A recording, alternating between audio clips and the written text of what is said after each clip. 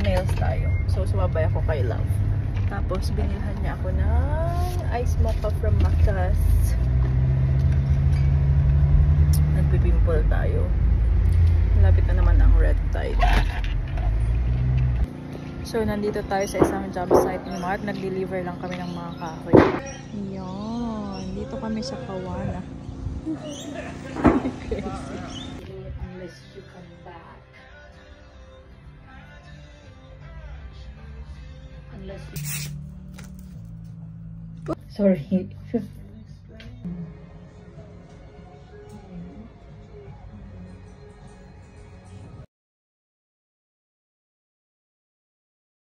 So, after ng nails natin, nandito tayo sa Kmart. Kmart is life. Na-miss ko ang Kmart. Ang tagal kong hindi nakapunta dito. Ayan, namimili tayo ng para kay Mama and Amanda. See you soon here in Australia. So, yan. Tapos na tayong magpa-nails and mag-shopping sa Kmart. Pakita ko na naman sa inyo tong bulaklak na every mid-autumn and then winter siya namumulaklak. Pangalan nito nakalimutan ko. Pinost ko to dati. Ayan, ganda na naman niya, oh. I love it. I love the flower. Ayan, nagkalat din siya dito sa harap ng bahay. Ayun. Ganda. So, yan. Lagay na natin ang kanilang sabitan. Ayan. And then, nailagay ko na rin yung pang-ano niya.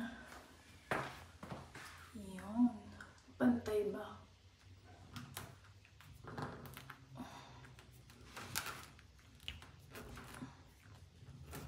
Ayun, dumikit yung isa. Okay na, oh. Dalawang lufa kasi tag-isa sila. Kay Manda. Then, kay Mama. Oh, ito na talaga. Nandito na sila sa Australia. And yun, nalagay ko na rin yung bago nilang shampoo. Yung feminine wash kung gusto nilang gumamit. Kasi yan yung ginagamit ko. And then, sabon from Lifeline. Super bango niyan. And, ito na ilagay ko na rin yung hanger nila. So, wala nang laman tong cabinet. Nilagay ko na lang yun na bathrobe. Bathrobe ko to. Para may extra sila. Kasi di ba may binili akong isa pa. Yan. Papahiram ko muna yan kay Mama. Kay Amanda yung puti. And nandito na rin yung cotton. Na dalawa supply. Ito, binili ko pa to noon pa. Pero hindi ko pa nagagamit. So, bigay ko na lang kay Amanda. Tapos may nabili kaming extra na cotton buds from Kmart din. Sa Kmart kasi dalawa per pack ang cotton buds nila. So, ilagay ko na dyan. Then yung repellent, lotion, tapos yung socks. Kay Amanda and kay Mama. And nung nakaraan, inayos ko na rin yung kama nila. Hindi nga lang set-set, pero okay na yun. At least comfy sila. And then yung towel nila. And later on, maglalagay ako ng duna. Kasi malamig. Yan. And yan, nahilagay ko na rin ito. Gusto ko to kasi termo siya ng ano, tawag dito? Marmol. Termo siya.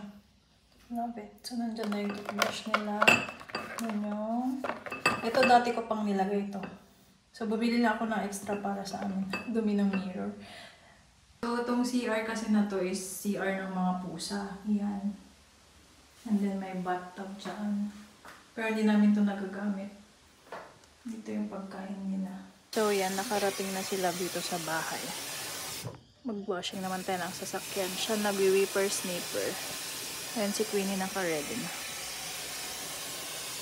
Ayan na naman, napakadumi ng baby namin. Kaya kailangan i-washing bago sunduin si Mama and Amanda tonight.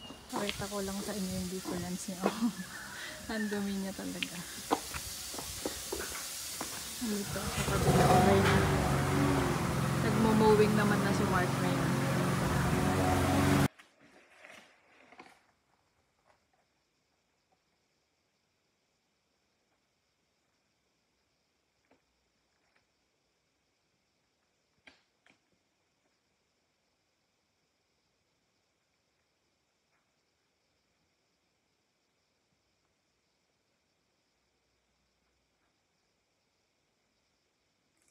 Time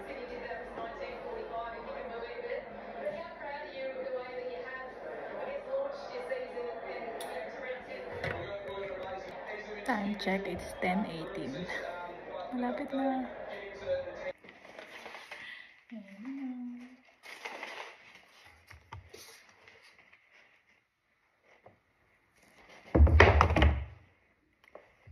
Yan, time check, it's 10:43 and aalis na kami dito sa amin. Nandito na kami sa airport. Let me carry something. No, it's fine. Yan, waiting na tayo. Wala pa sila. Kinakabahan ako na ewan. Let's say. May Amanda. We are waiting for Amanda and Mama.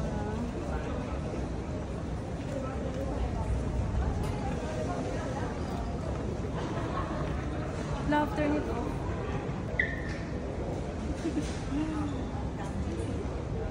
That's fine, baby. We don't have memory, love.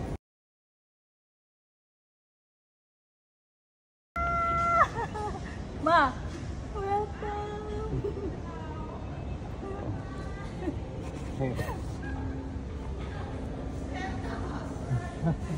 Welcome to Australia!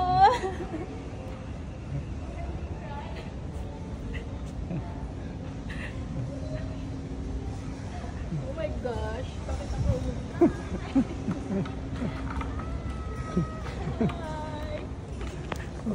Taga lang kami sa ano. For you. Sit naman.